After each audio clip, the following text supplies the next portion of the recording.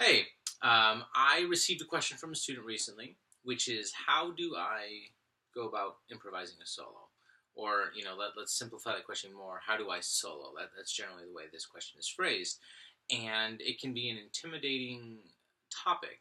Um, an experienced guitar player who's familiar with his or her scales will just jump in and they'll choose the appropriate scale for the song. But if you're new to improvising, you just don't even know where to start. And that's the mistake I made. I just kind of assumed this prerequisite knowledge that isn't necessarily there. And even if these things have been discussed, it doesn't necessarily mean that people understand exactly what this means, even if they can give you a textbook definition that they can't then put into their own words. So if you want to solo, you want to choose notes that complement a song.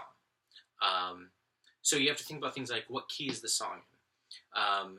A general rule, especially if you're dealing with rock music and pop music, is the first chord of the song is very often the key, the tonal center of the song.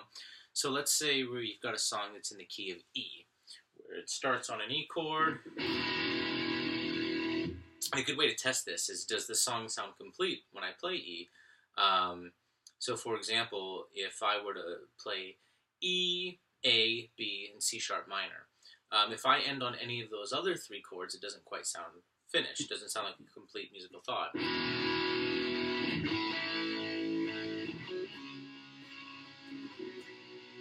That just doesn't sound like the song is done, but as soon as I hit that chord, now there's some resolution, now we feel like the song is done. So once you have determined what key the song is in, the next question is, okay, what notes can I play? Well, so many guitar teachers insist that their students learn a lot of scales, and this is one of the reasons why.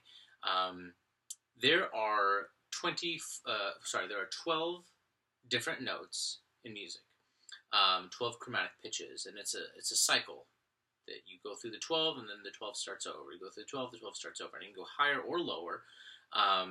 But an E is an E, and when we're talking about in terms of soloing, either an E note sounds good or it doesn't with a song.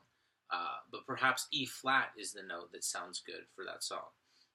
So it's just knowing what type of each note works, and that's why we learn the scales. So the first scale that most musicians learn, not most guitar players, but just most musicians in general, is a major scale.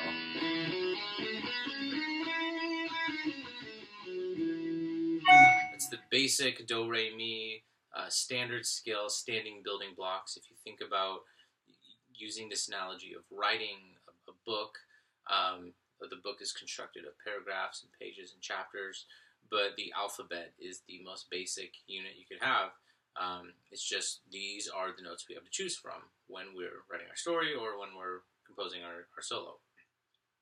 So if you were to take those notes and they correspond with the song, so if the song's in E and you play your E major scale, that's how you know the notes that will work.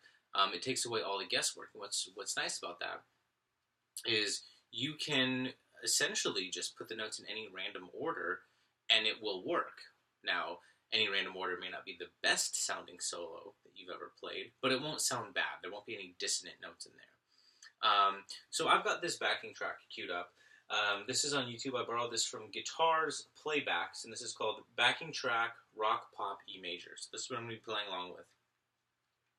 So this is one that I haven't played with yet because I really wanted to keep it in the moment so you can hear the choices that I make with this scale. So again, I'm using the E scale, 2 octaves.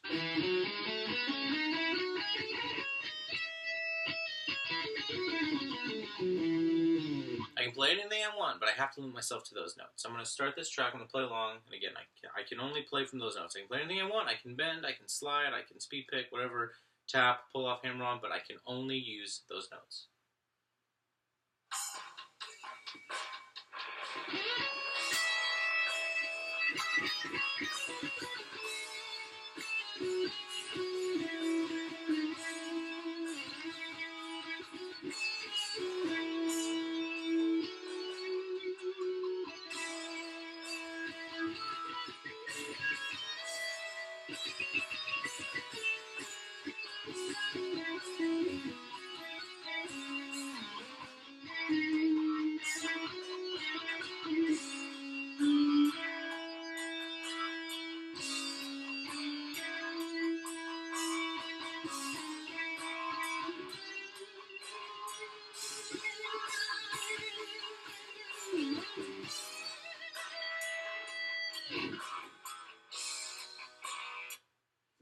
And that's basically it.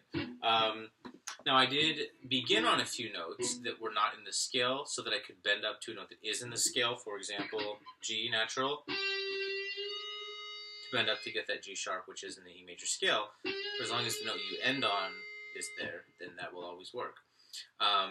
So that's what you do. You take your E major scale, well, all of your scales, but let's start with E major as an example. You take your E major scale, you learn the whole scale, and you just apply it to the song. Now, I really like analogies, so let's use one more analogy. Let's say we're painting. If you're painting with a full palette of color, it's tough to know where to start, what to do. But if you're only given 2 colors, let's say you're only given red and blue, it's a little bit easier. It limits what you can paint. It definitely limits your choices, since rather than deciding between 20, you decide between one or the other. So the equivalent of that, when you're starting, limiting your palette, so to speak, is to limit the string numbers. So let's say we're only using 2 strings to start this off. We use the highest 2 strings, E and B, and it's just those notes.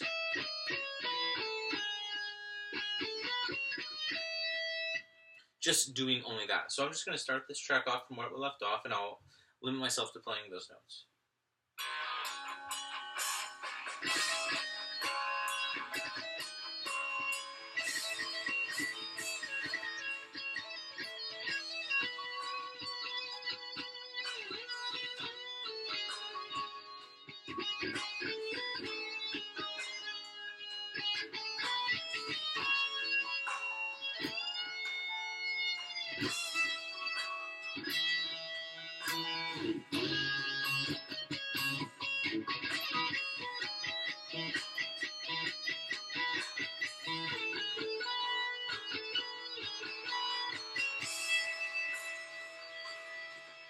I can still make something that sounds musically interesting using just a few notes.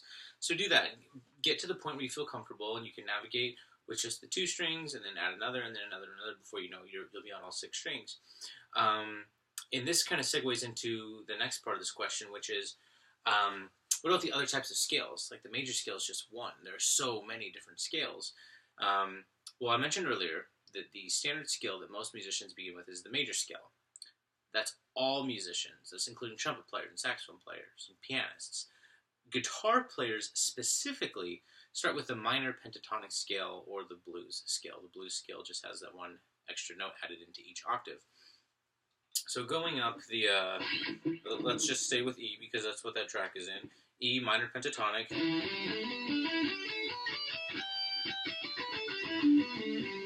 Or E blues.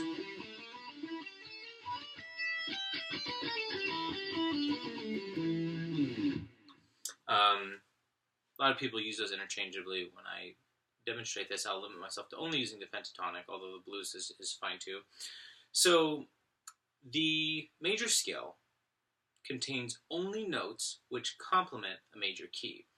The blues scale has notes which both complement and contrast the major key. It's that dissonance in there. It's those notes that don't quite fit, but in a good way. You know, it's kind of like really hot sauce. It burns, but you like it. That's kind of what you're going for with this.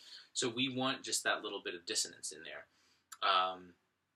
So as I improvise with this one, it's a little simpler. It's called a pentatonic scale because the major scale, I should have mentioned this earlier.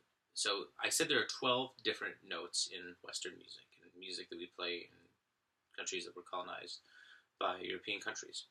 But of those 12, in any given key, generally speaking, 7 sound good, 5 sound bad. The 7 that sound good, that's what makes up the major scale, and you just keep repeating those 7. The pentatonic scale, it only has 5 notes. By removing 2 of those notes, you remove potential problems. So while it's true that for your standard song, 7 notes sound good, 5 notes do not sound good, there could be a unique chord thrown into a song where some of those notes that we would expect would sound good just don't match that song. So by using a scale with fewer notes, you remove potential problems, and they only keep the notes that are the most solid, the most standard, the ones that sound good throughout most songs, and this works especially well in rock songs. The Stairway to Heaven solo is just one of many solos which is composed almost entirely of just the pentatonic scale. Okay, so I'm going to start this again from wherever it is, and I'm only going to use the minor pentatonic scale.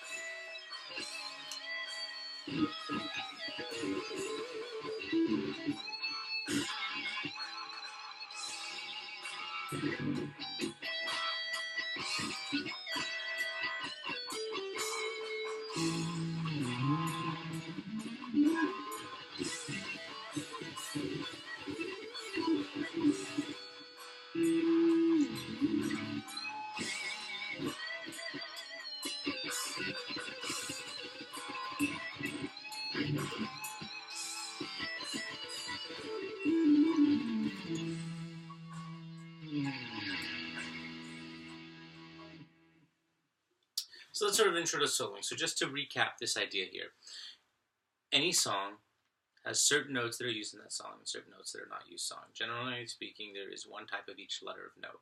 So there's going to be an A, but it could be a natural, it could be A flat, it could be A sharp. There are formulas you can use to figure out what the right answer is. It's the whole, whole, half, whole, half, meaning a whole step, and then a half step, built off of the tonic once you know the key. And you can do that and you can figure it out, but there are shortcuts, which are just memorizing the scale shapes that anyone can find online or guitar teachers have probably given you. So you take those scale shapes, you memorize those, you know where to start the scale. You know, like for E, if you're using that E major shape that I was using, major shape number 2, that you would have your fourth finger on the root note. So it's just memorizing those things. Once you have that, you know the rest of it's going to work out. That's why you learn the scale. It gives you the right answer. It's a formula which, when used for guitar, is always going to work. As you're playing, begin with just a few strings, begin with just a few notes, start with a limited palette. Once you can sound good playing 6 notes, then imagine what you can do with the full 15 notes you have in playing a 2-octave scale with an extra root on top. The major scale is just one flavor variety that you can use. The minor pentatonic or the minor blues are some other very popular ones, but there are a lot of other great ones to pursue once you finish that. Dorian is great, natural minor, harmonic minor, Mixolydian. The list goes on, but this should be a nice primer. So choose some songs, go on YouTube, find a backing track, just type in the words backing track, and then type in the key, whatever key you want to practice in, D, D sharp, F, whatever it is, and then type in a style. So D, backing track, bossa, something like that. F, backing track, heavy metal. And you can find some fun tracks to play with that way. Okay, hope that helped.